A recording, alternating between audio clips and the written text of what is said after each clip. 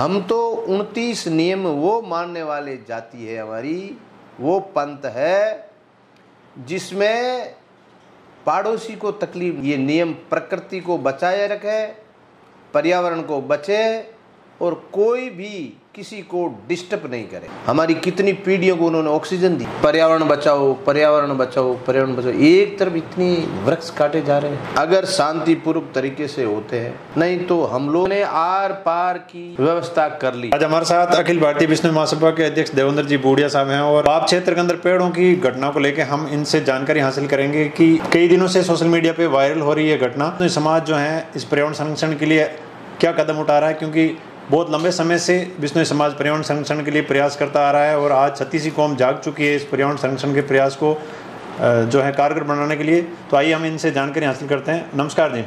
नमस्कार सर, एक बाप क्षेत्र के अंदर बहुत सारे पेड़ों की कटने की घटना है जो कई दिनों से वायरल हो रही है और अब जो है उसका विरोध जो बहुत बढ़ चढ़ के लोग कर रहे हैं। तो अभी आपको इसके बारे में क्या सूचना है और अगला क्या कदम है?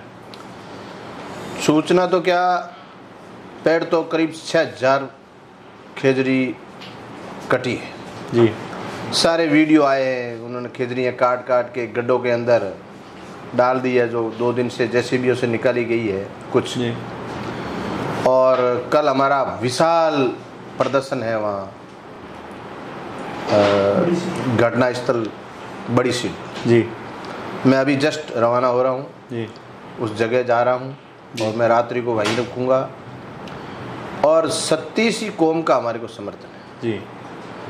और ऐसा समर्थन मेरे पास कोई पिछले 3 दिन में हजारों फ़ोन आए हैं जी, जो लोगों ने कहा हम आपके साथ हैं और वाकई में साथ हैं। मुझे समझ में नहीं आ रहा कि एक तरफ पर्यावरण बचाओ, पर्यावरण बचाओ, पर्यावरण बचाओ, एक तरफ इतनी वृक्ष काटे जा रहे हैं और वो भी राज्य वृक्ष। और इस जितनी निंदा की जाए, जितनी इस तरीके से उन्होंने काटे हैं 500 से 100 साल पुराने पेड़ जो रात्रि को काटना फिर गड्ढों में डालना मेरी समझ से बाहर है। मैं क्या बताऊँ आपको। अगला कल क्या प्रयास रहने वाला आप लोगों में? कल ये अंतिम लड़ाई है जी। कल ये डिसाइड करना है कि ये पेड़ अब नहीं कटेंगे जी। अगर शांतिपूर्वक तरीके से होते हैं जी तो बहुत अच्छी बात है, नहीं तो हम लोग हमारी जान देंगे, हर पेड़ के चिपकेंगे। हम किसी का नुकसान तो नहीं करेंगे क्योंकि हम गुरु महाराज के बताए हुए रास्ते पे चल रहे हैं। उन्होंने कहा जीव दया पालनी रूख लीला नहीं गावे। हम किसी जीव किसी रूख को हम नहीं, पर उस पेड़ को जहाँ भी कटेगा हम चिपकेंगे। और एक बात मुझे समझ में नहीं आ रही है, हमारे लोकप्रिय जन जन की धनी जनप्रिय और यहाँ इस क्षेत्र के लाडले जन्मे हुए मुख्यमंत्री जी की टाइम में ये ऐसा जघन्य अपराध हो रहा है, जबकि वो सभी चीज़ों से वाकिफ है। मुझे चिंता इस बात की है कि कहीं उनके कार्यकाल में ये काला धब्बा नहीं लग जाए कि इतने बिश्नोई या इतने पर्यावरण प्रेमी या इतने 36 कौम के लोग शहीद हो गए पेड़ों के लिए। और अगर इस पे रोक नहीं लगी तो होना पड़ेगा। अरे उस टाइम जहाँ राजा महाराजाओं का टाइम था, जहाँ कोई किसान के पास पावर नहीं था, उस टाइम भी 363 लोग शहीद हुए पेड़ों के लिए। अभी तो लोकतंत्र है और लोगों को जागना पड़ेगा। इस तरीके से काम नहीं चलेगा। और वाकई में 36 बिरादरी इस चीज के लिए अब साथ है हमारे, क्योंकि इस कोरोना काल में सभी मानव जाति को पता चल गया कि पेड़ों की क्या स्थिति है, पेड़ कितने जरूरी है, पेड़ कितनी ऑक्सीजन देते हैं, पेड़ हमारे माई बाप है, पेड़ हमारे जीवनदाता है। और जहाँ जहाँ पौधे थे जहाँ जहाँ ऑक्सीजन ज़्यादा थी वहाँ कोरोना की मार कम पड़ी है। इसलिए हमने आर पार की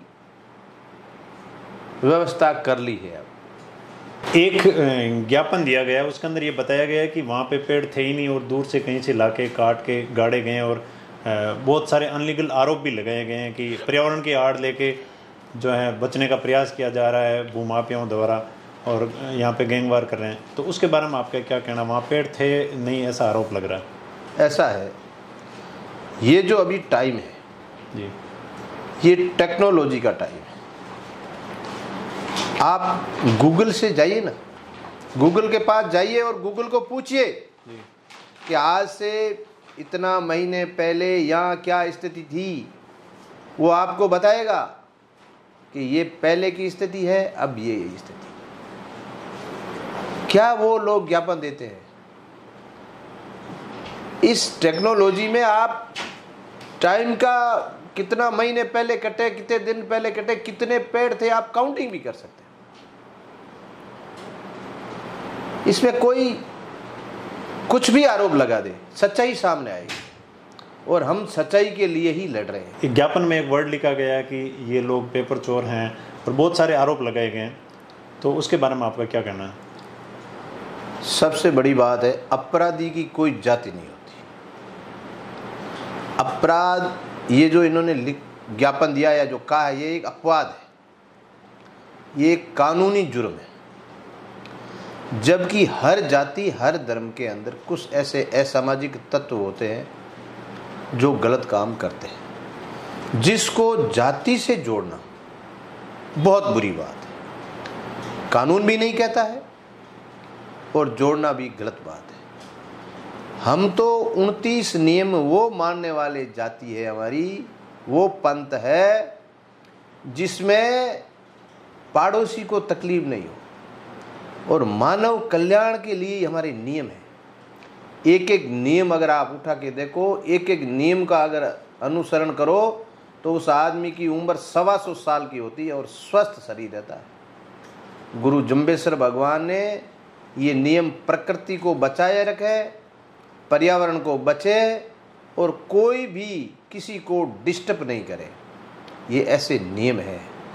तो इसमें अगर कोई अपराध करता है तो उसमें जाति का कोई रोल नहीं, जाति का कोई लेना देना नहीं। हर जाति के अंदर कोई होता है और उसकी कोई धर्म नहीं है। और उसको जो आदमी अपराध करता है, मैं तो उनको सज़ा मिले ना, सज़ा मिलनी चाहिए।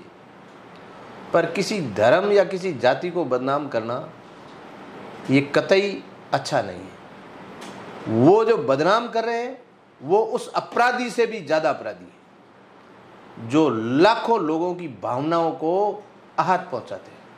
ऐसे शब्द लिख उनको भगवान भी माफ नहीं करेगा। मैं 36 कौम से अपील करता हूं कि कल कांजी की सीट घटना स्थल पर हर हालत में पहुंचे और इस आंदोलन को एक विश्व का एक ऐतिहासिक आंदोलन बनाना है, जिसमें इन पेड़ों की कटाई किसी भी रूप में रुके। और ये 37 कौम का आंदोलन है, किसी विशेष बिरादरी का नहीं है, पर्यावरण प्रेमियों का है। और मैं अपील करता हूं कि हर हालत के अंदर वहां पहुंचे और शांति प्रिय आंदोलन करें और सरकार को दिखाएं कि ये वाकई में पर्यावरण प्रेमी हैं, ये प्रकृति बचाना चाहते हैं। ये दूसरा एक क्वेश्चन मेरा ये है कि वहाँ पे बहुत दूर दराज से लोग भी पधारेंगे, राजस्थान और राजस्थान के बाहर के भी पर्यावरण प्रेमी वहाँ पधार रहे हैं, तो वहाँ पे आने वाले पर्यावरण प्रेमियों के लिए खाने की क्या व्यवस्था है कुछ ऐसी, या फिर उनको अपना बंदोबस्त? नहीं, बिल्कुल है। हमारे वहाँ हम लोगों ने घटना स्थल पर ही पानी की व्यवस्था की है जी, टेंट की व्यवस्था हो रही है जी, और अखिल भारतीय विश्नोई महासभा के अधीनस्थ सेवक दल की तरफ से वहाँ पे खाने की व्यवस्था भी है। क्योंकि लोग दूर दराज से आएंगे और दिन भर का धरना चलेगा, आंदोलन चलेगा, फिर आगे क्या व्यू रचना है वो रची जाएगी, तो भोजन की व्यवस्था जरूर है। जिस हिसाब से परिवार का एक सदस्य परिवार छोड़ के, संसार छोड़ के चला जाता है, तो उसकी बैठक में आने वाले लोगों की मतलब ये आपने एक मानव का रूप आप इस पेड़ को देखे और वहाँ पे पधारने वाले जितने भी लोग आएंगे तो उनके लिए मतलब एक व्यवस्था का रूप दिया। मानव से कम नहीं है पेड़, या परिवार से कम नहीं है। हमारा परिवार का हिस्सा है, उस हिस्से को मानते हुए हम ये सारा प्रयास कर रहे हैं कि वो एक हमारा बुजुर्ग है, वो उसकी भी तो एज है, वो भी तो हमारी दूसरी पीढ़ी, तीसरी पीढ़ी, चौथी पीढ़ी के साथ वो भी पैदा हुआ है। हमारी कितनी पीढ़ियों को उन्होंने ऑक्सीजन दिया है, आज दे रहा है। वो कोई 100 साल का है, कोई 200 साल का है, कोई 300 साल का है। वो 300 साल से हमारे बड़ेरों को ऑक्सीजन देते आ रहा है, तो वो हमारा परिवार का सदस्य है और हम सदस्य ही मानते हैं, और उसको सदस्य मानते हुए ही हम सारे संघर्ष कर रहे हैं और सारी व्यवस्था कर रहे हैं। होनी भी चाहिए, बचाना चाहते हैं। बहुत सुंदर, बहुत बहुत धन्यवाद। जितने भी लोग आप वीडियो देख रहे हैं जरूर वहाँ पधारें। और अध्यक्ष जी ने बहुत अच्छी बात बताई, क्योंकि अपराधी की कोई जाति नहीं होती, और पेड़ जो हैं वो जब फल देता है या ऑक्सीजन देता है तो कभी जाति पूछ के नहीं देता। बहुत सुंदर जो है प्रयास है पर्यावरण संरक्षण का। बहुत बहुत धन्यवाद।